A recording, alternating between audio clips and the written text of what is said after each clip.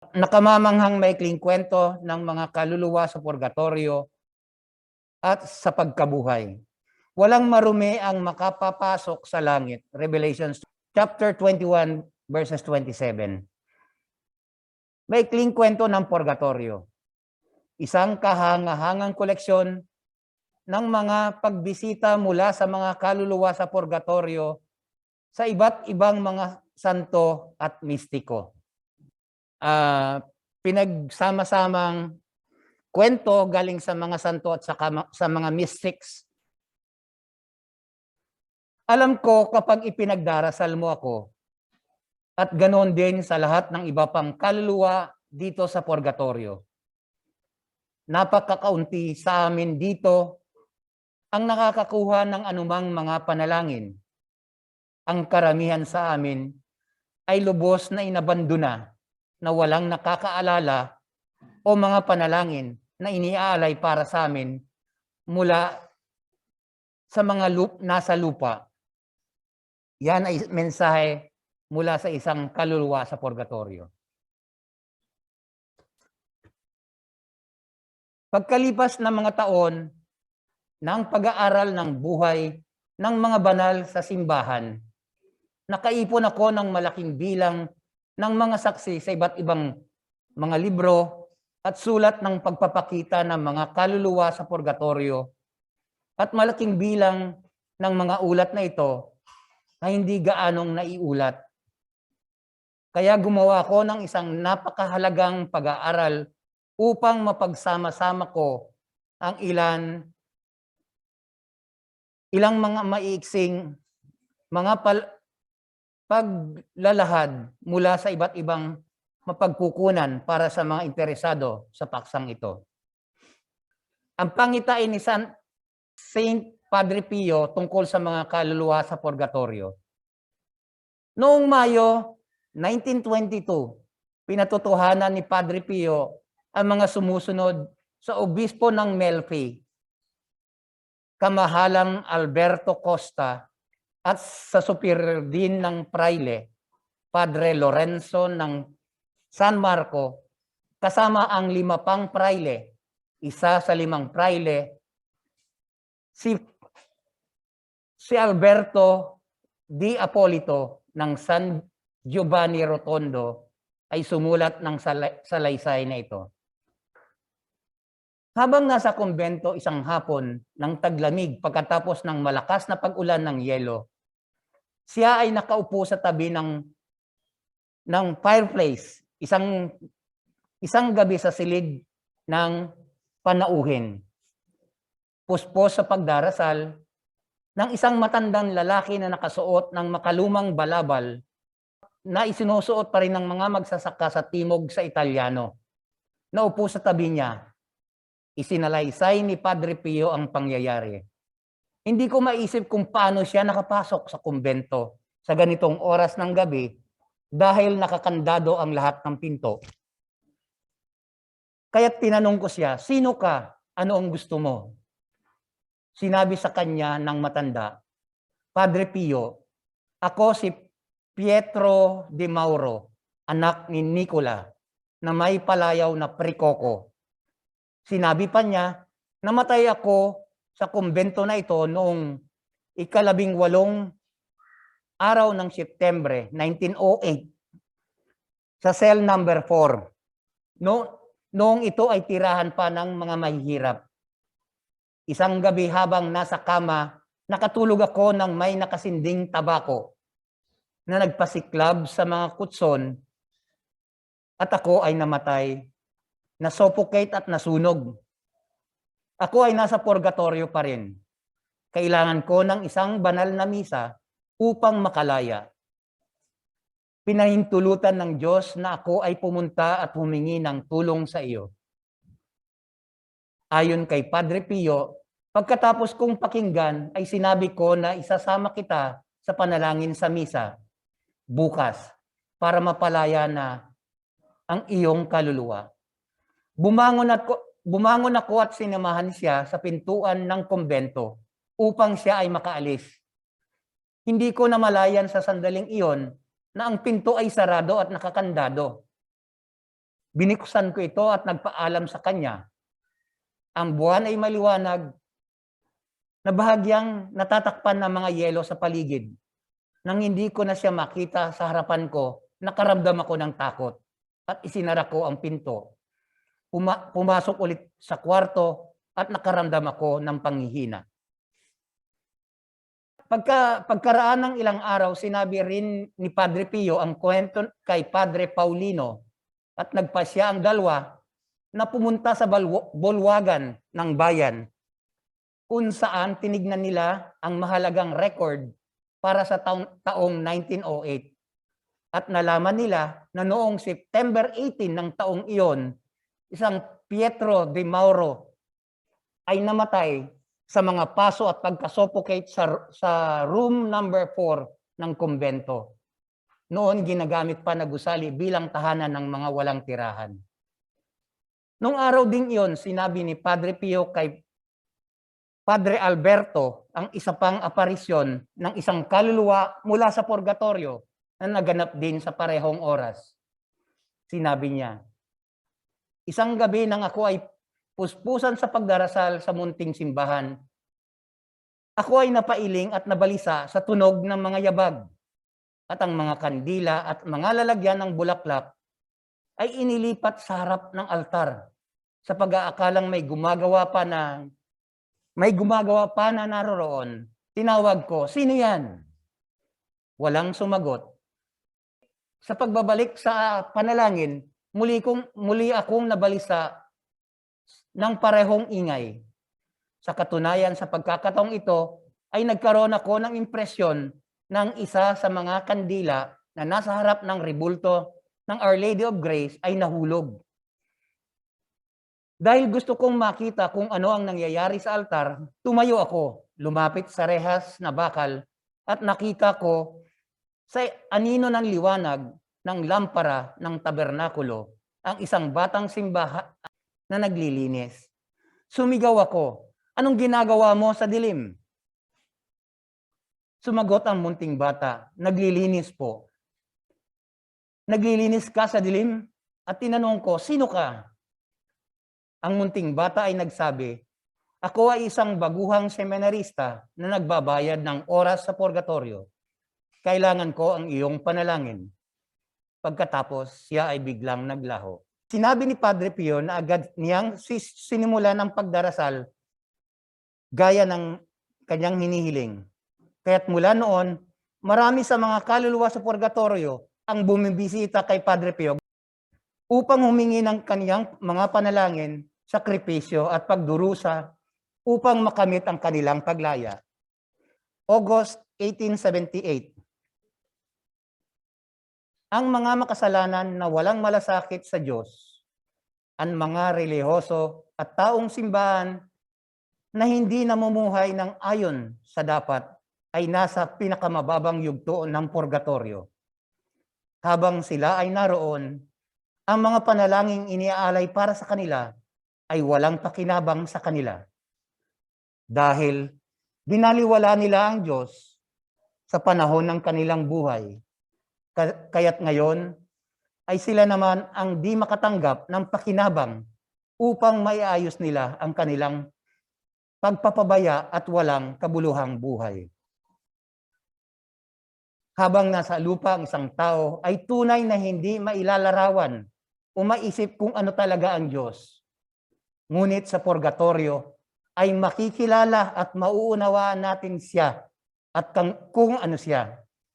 Dahil ang ating mga kaluluwa ay pinalaya mula sa lahat ng mga nakatali sa mga bagay sa mundo at humahadlang na matanto ang kabanalan at kamahalan ng Diyos at ng kanyang dakilang awa.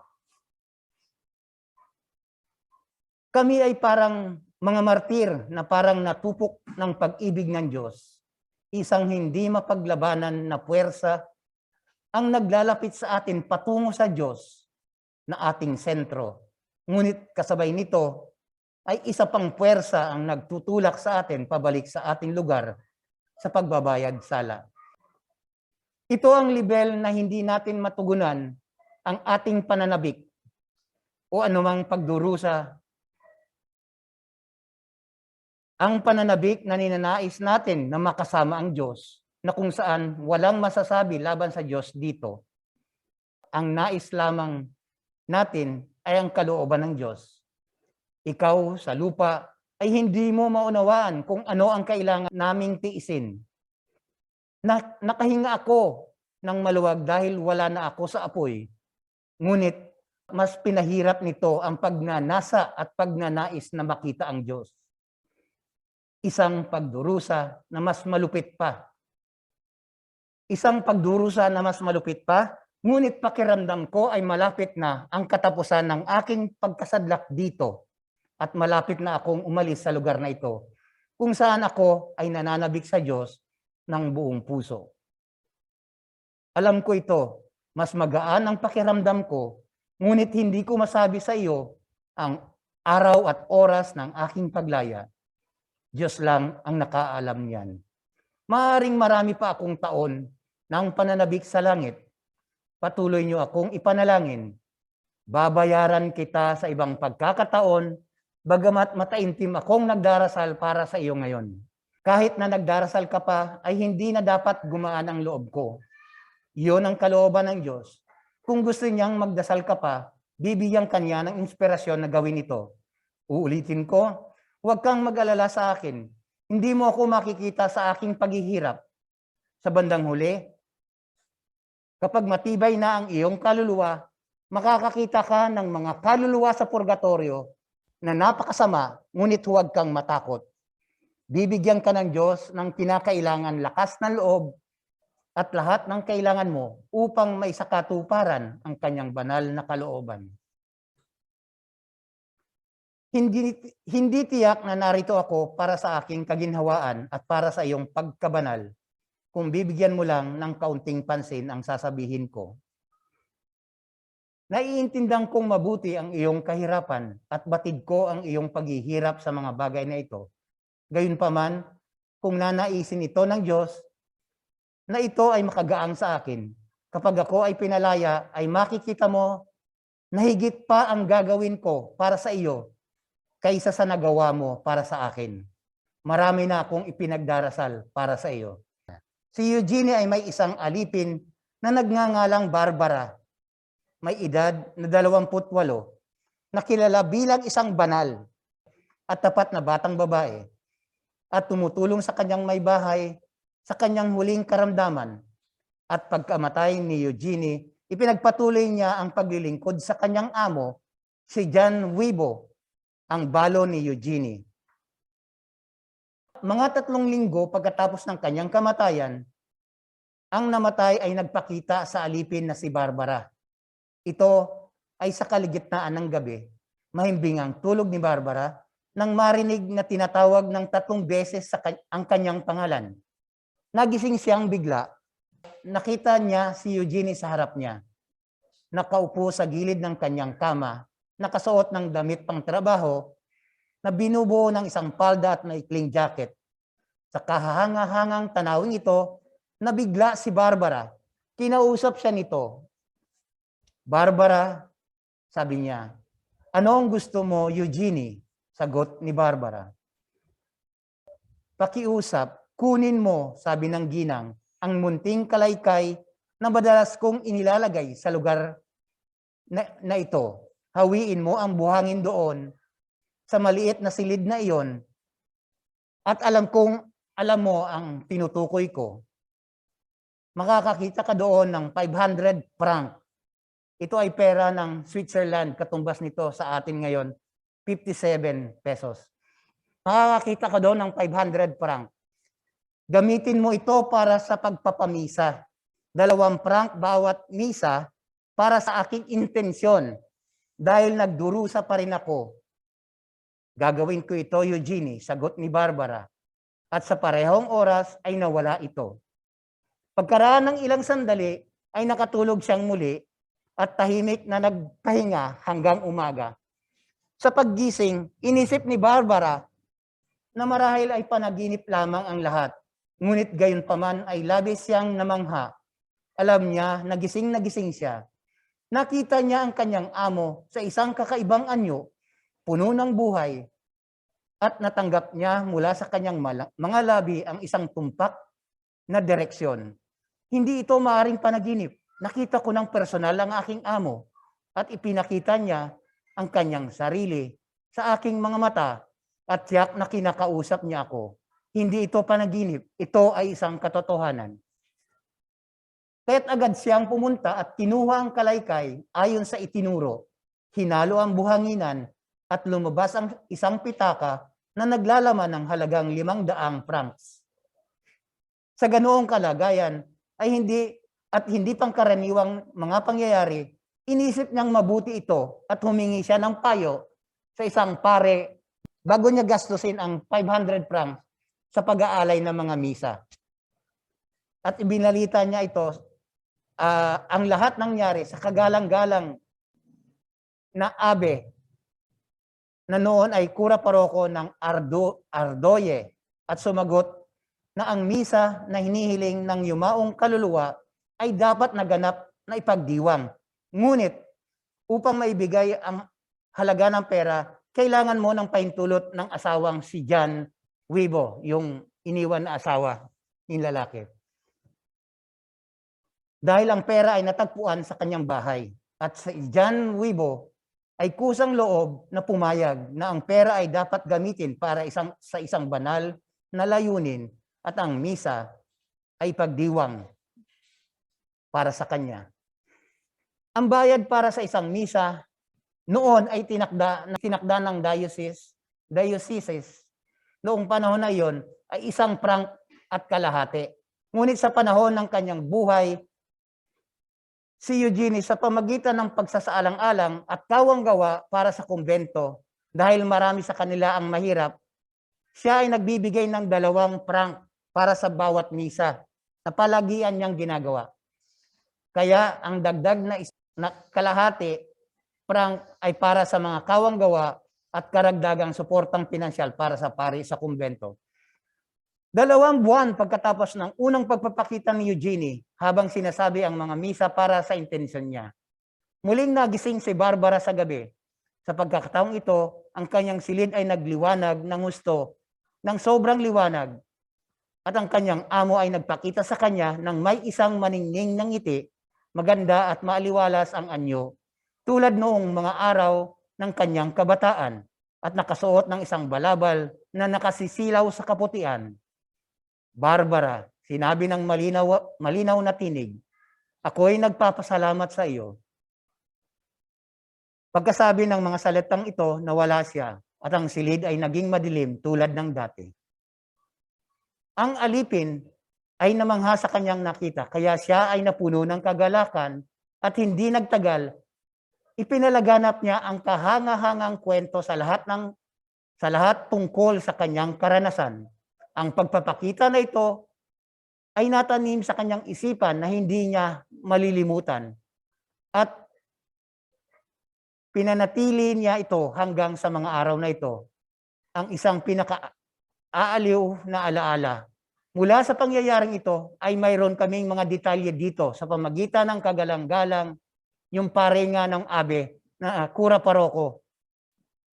Ang lahat ng nangyaring ito ay nakatala daw. Yan. Ito ay isa lamang sa maraming kwento tungkol sa kapangyarihan at bisa ng banal na misa kung saan ang anak ng Diyos mismo ang nag-alay ng kanyang sarili sa altar para sa kapatawaran ng ating mga kasalanan.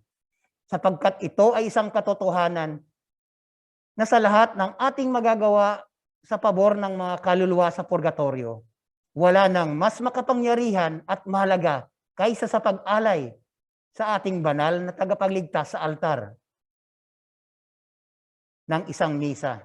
Bukod sa pagiging malinaw na doktrina ng simbahan na ipinakita sa kanyang mga kalipunan, maraming mga mapaghimalang katotohanan na sadyang napatunayan at walang puwang para pagdudahan ang tungkol dito.